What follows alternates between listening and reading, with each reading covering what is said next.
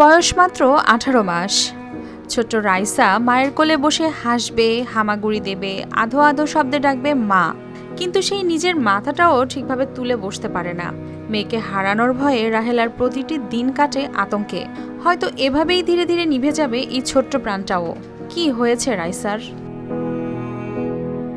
দরিদ্র পরিবারের মেয়ে রাহেলা উচ্চ মাধ্যমিক শেষে হয় বিয়ে, কিন্তু দাম্পত্য জীবনের শুরু থেকেই সংসারে চলছিল অশান্তি, যা বেড়ে যায় তার কন্যা সন্তান জন্মের পর। বাচ্চাটির জন্মের পর থেকেই নানা জটিল রোগে আক্রান্ত হয়। এক পর্যায়ে পারিবারিক কলহ এতটাই তীব্র হয়ে ওঠে যে বিবাহ বিচ্ছেদ ঘটে। ফলে একমাত্র মেয়েকে নিয়ে বাবার বাড়িতেই মানবেতর জীবন কাটছে তার। জন্ম হয়েছে, তারপর তো দাদার বাড়িতে সবাই মিলে নির্যাতন করছে যে বাচ্চা অসুস্থ, কুড়িকে জন্ম হয়েছে, তার চিকিৎসা তারা করাইতে পারতো না।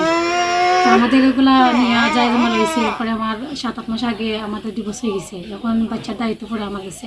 ছোট্ট রাইসা জন্মগতভাবে আক্রান্ত এনসেফালোম্যাশিয়ায়, যার ফলে মস্তিষ্কের টিস্যু নরম হয়ে যায়। মাথা তুলে বসা ও স্বাভাবিকভাবে চলাফেরা, এমনকি ঠিকমতো কথাও বলতে পারে না সে। অন্য শিশুদের মতো নয়, তার প্রতিটি দিন কাটছে কষ্ট আর চিকিৎসার ভেতর দিয়ে। তবে জানা যায় নিয়মিত থেরাপি চালিয়ে যেতে পারলে আগামী 2 থেকে 3 বছরের মধ্যে সে কিছুটা সুস্থ হয়ে উঠতে পারে। কিন্তু স্বামীহারা অসহায় রাহেলার পক্ষে এই ব্যয় বহন করা একেবারেই অসম্ভব। তাই শেষ আশ্রয় হিসেবে সমাজের বিত্তবান মানুষ ও সরকারের সহযোগিতা কামনা করছেন তিনি।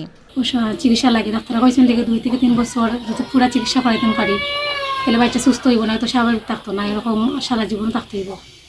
তো আপনারা কাছে আমার আবেদন যে আপনারা যতটুকু পারেন বাচ্চার 5 টাকা করে দিন আর 10 টাকা করে দিন। আপনারা এই সামর্থ্য অনুযায়ী যতটুকু দিবে ততটুকু দ্বারা বাচ্চাকে তারা চিকিৎসাটা করাইতে পারেন। ছোট্ট রাইসার পৃথিবী যেন আটকে আছে মায়ের কোল আর হাসপাতালের থেরাপি কক্ষে। প্রতিদিন অর্থের অভাবে থমকে যাওয়া চিকিৎসায় বাড়ছে মায়ের আতঙ্ক। হয়তো একটি সহায়তায় ফিরিয়ে দিতে পারে রাইসার হাসি ও শেখাতে পারে বহু প্রতীক্ষিত সেই ডাক মা। News desk, RTV।